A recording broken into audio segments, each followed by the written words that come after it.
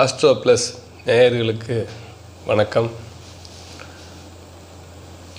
இன்றைக்கி நம்ம பார்க்க போகிற விஷயம் என்னென்னா, ராகு கேது தோஷத்தை பற்றி பார்க்க போகிறோம்.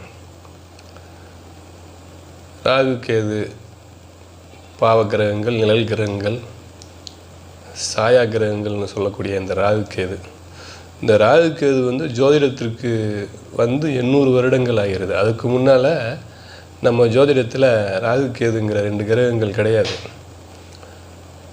ஆனால் ராகு கேது வந்த பிறகு தான் ஜோதிடம் முழுமை அடைந்தது. இந்த ராகு கேதுக்கள் என்ன செய்யும், ராகு கேது தோஷம் யாருக்கு ஏற்படும் அப்படின்னு சொல்லி நம்ம இன்றைக்கி பார்க்க போகிறோம். ராகு கேது ஆண் ஜாதகத்தில் மட்டுமே பாதிப்புகளை ஏற்படுத்தும். பெண் ஜாதகத்திற்கு ராகு கேது தோஷம் கிடையாது. ஆண் ஜாதகத்தில் லக்னத்திலிருந்து 8ஆம் இடத்தில் ராகுவோ கேதுவோ இருந்தால் பாதிப்பு ஏற்படுத்தும். பெண்ணினுடைய ஜாதகத்தில் லக்னத்திலிருந்து எந்த இடத்துல இருந்தாலும் சரி, 2ல் இருந்தாலும் சரி, 3ல் இருந்தாலும் சரி, 4ல் இருந்தாலும் சரி, 12 கட்டங்களில் எங்கே இருந்தாலும் அது தோஷம் என்று சொல்லக்கூடிய அமைப்பு அதுக்கு கிடையாது. களத்திர தோஷம் ராகு கேதுவால் ஏற்படுகிறது என்று நிறைய பேர் சொல்கிறாங்க. களத்திரம் என்றால் மனைவி என்று பொருள். அப்படின்னா அது ஆண் ஜாதகத்துக்கு மட்டும்தான் அந்த மனைவி தோஷம் ஏற்படுவதற்கான வாய்ப்பு உண்டு. பெண் ஜாதகத்தில் மனைவி தோஷம் எப்படி வரும்? களத்திரம் என்பதற்கு மனைவி என்று மட்டுமே பெயர். பெண்ணினுடைய ஜாதகத்தில் இந்த ராகு கேது தோஷம் என்பது கிடையாது. அது தெரியாமல் நம்ம நாட்டில் என் பொண்ணுக்கு 2ல் கேது இருக்குது, என் பொண்ணுக்கு 8ல் கேது இருக்குது, 2ல் ராகு இருக்குது. 2ஆம் இடத்தை பொறுத்த அளவு, லக்னத்திலிருந்து 2ஆம் இடத்தை பொறுத்த அளவு ராகு கேதுக்கள் மட்டும் கிடையாது. 2ஆம் இடம் பொதுவாக எந்த கிரகங்களும் இல்லாமல் இருந்தால் நன்றது. எந்த கிரகமே இருக்கக்கூடாது. அதுதான் அமைப்பு, ஜோதிட அமைப்பு. நம்ம எதிர்பார்க்குற மாதிரிலாம் ஜோதிடம் ஜாதகங்கள் அமையாது நம்ம பிள்ளைங்களுக்கு. அந்த 2ஆம் இடத்துல என்னென்ன கிரகங்கள் இருக்கக்கூடாது அப்படின்னா, முக்கியமாக சூரியனும் சந்திரனும் இருக்கக்கூடாது. சூரியனும் இருக்கக்கூடாது, சந்திரன் இருக்கக்கூடாது, குருவும் இருக்கக்கூடாது, சுக்கிரனும் இருக்கக்கூடாது, ராகு கேதுக்களும் இருக்கக்கூடாது. இதுக்கு ராகு கேதுக்கு மட்டும் தனியாலாம் ஒன்றும் கிடையாது. 2ஆம் இடத்தில் எந்த கிரகங்களும் இல்லாமல் இருந்தாலும் நல்லது. 2ஆம் இடத்துல கிரகங்கள் ஆட்சி அடையக்கூடாது. 2ஆம் இடத்தில் கிரகங்கள் உச்சமடையக்கூடாது. 2ஆம் இடத்தை பொறுத்தளவு எந்த இடமும் எந்த கிரகங்களும் இல்லாமல் இருந்தாலே நல்லது. 2ஆம் இடத்தில் அது ராகு கேது மட்டும் 2ஆம் இடத்திலிருந்து தோஷம் செய்யும் என்பதை ஏற்றுக்கொள்ள முடியாத விஷயம், தவறான விஷயம். இதெல்லாம் 2ஆம் இடத்தில் இருக்கக்கூடிய ராகு கேது, பெண்களுக்கு ராகு கேது இருந்தால் அவங்களுக்கு திருமண வாழ்க்கை பாதிப்பு என்பது துளியும் கிடையாது. 2ஆம் இடத்தில் இருக்கக்கூடிய ராகு கேது, 8ஆம் இடத்தில் இருக்கக்கூடிய ராகு கேது, இதனால் எந்த ஒரு பாதிப்புமே பெண் ஜாதகத்தில் ஏற்படாது. ஆண் ஜாதகத்திற்கு களத்திர தோஷம் உண்டு. ராகு கேதுக்களால் ஆண் ஜாதகத்தில் களத்திர தோஷம் ஏற்படும். அப்படின்னா அவங்களுக்கு இப்போது ஒரு ஆண் ஜாதகம், அந்த ஆண் ஜாதகத்தில் 8ஆம் இடத்துல ராகு உட்கார்ந்துருக்காரு. அவருடைய 7ஆம் பார்வை லக்னத்திலேருந்து 2ஆம் இடமான குடும்பஸ்தானத்தில் விழுகுது.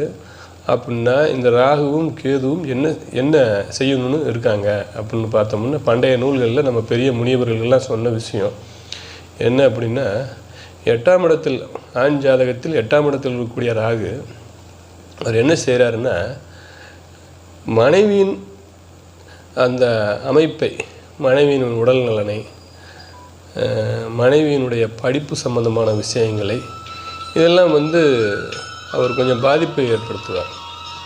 2ஆம் இடத்துல 8ஆம் இடத்தில் இருக்கக்கூடிய ராகுவோ கேதுவோ அந்த பாதிப்பை ஏற்படுத்தும்.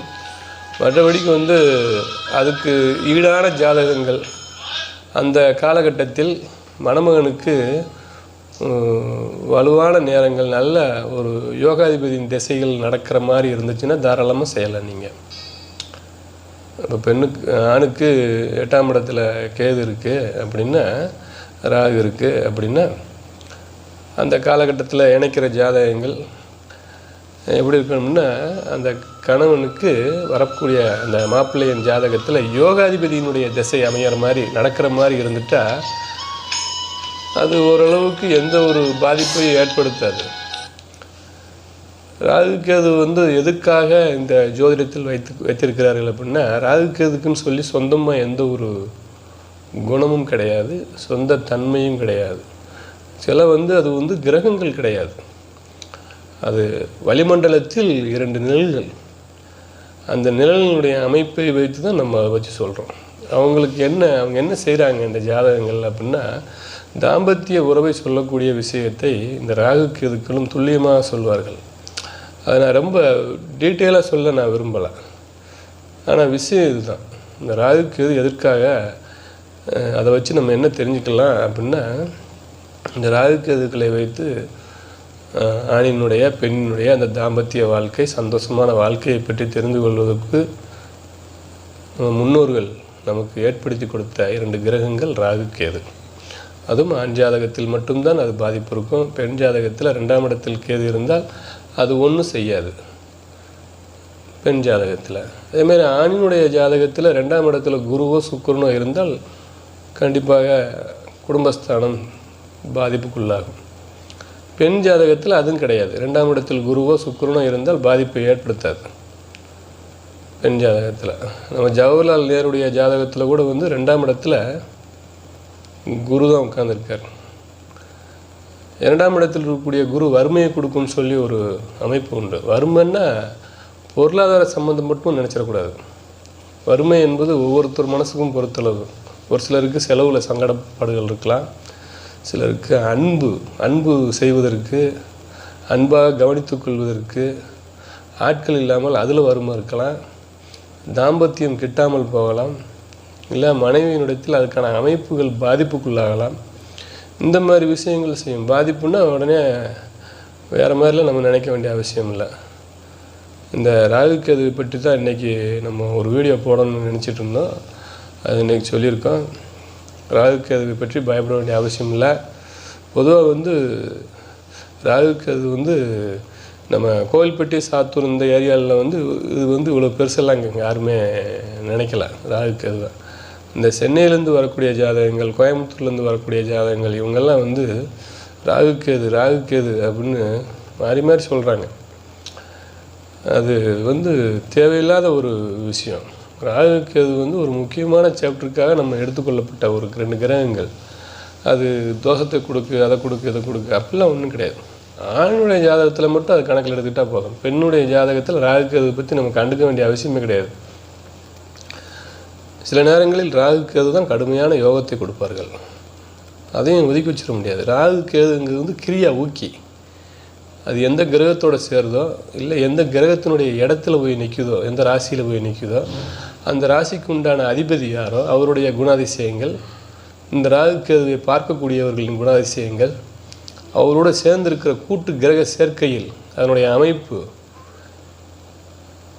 அது தரக்கூடிய அந்த அமைப்பில் இந்த ராகுகேது அவங்க செய்கிற வேலையை கொஞ்சம் எக்ஸ்ட்ரா பண்ணிவிடும். அவ்வளோதான், கிரியா ஊக்கி மாதிரி.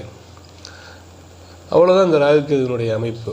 மற்றபடி ராகுகேதுக்குன்னு தனிப்பட்ட முறையில் எந்த ஒரு பலமும் கிடையாது. ராகுகேதுவால் என்னுடைய ஜாதகத்தில் எந்த ஒரு தோஷமும் ஏற்படாது. அதை நீங்கள் நிச்சயமாக நம்பலாம். அதே மாதிரி ஆணினுடைய ஜாதகத்தில் 8ஆம் இடத்தில் இருக்கக்கூடிய ராகுகேதுகள் சில பாதிப்புகளை ஏற்படுத்தும். அவர்களுக்கு அதற்கு வலுவான ஜாதகங்களை பார்த்து நீங்கள் திருமணம் செஞ்சுக்கலாம். இத்துடன் இந்த வீடியோவை முடித்துக்கொள்கிறேன். இந்த வீடியோவை எல்லாருக்கும் ஷேர் பண்ணுங்கள். முக்கியமான விஷயம், இன்றைக்கி பொண்ணு மாப்பிள்ளை பார்க்குறவங்களுக்கு ரொம்ப உபயோகப்படுகிற விஷயம். நல்ல ஜாதகங்களை கூட இந்த ராகுகேது இருக்குன்னு சொல்லி நீங்கள் விட்டுடுறீங்க. நல்லா இருக்கும் ஜாதகம், ராகு இருக்குது, கேது இருக்குது அப்படின்னு சொல்லி விட்டுட்டா பிறகு எப்படி நமக்கு நல்ல ஜாதகங்கள் கிட்டும்? அதனால் நீங்கள் கண்டிப்பாக இந்த வீடியோவை எல்லாருக்கும் ஷேர் பண்ணுங்கள். இதில் ஏதாவது குறைபாடுகள் இருந்தால் நீங்கள் சொல்லுங்கள். உங்களுடைய சந்தேகங்கள் என்ன இருக்கோ அதை எனக்கு கமெண்ட் பாக்ஸில் போட்டு விடுங்க. உங்களுக்காக சேவை செய்வதில் நான் மகிழ்ச்சி அடைகிறேன். அடுத்த வீடியோவில் உங்களை சந்திக்கும் வரை உங்களிடம் விடைபெறுவது ஜோதிடர் குரு பஞ்சாப கேசவன். நன்றி, வணக்கம்.